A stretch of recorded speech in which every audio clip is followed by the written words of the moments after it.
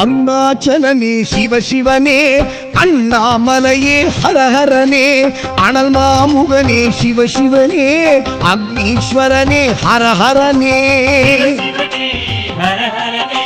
ஹரஹர சிவ சிவ சங்கரனே, தென்னாடுடைய சிவசிவனே, எந்நாட்டவர்க்கும் இளையவனே.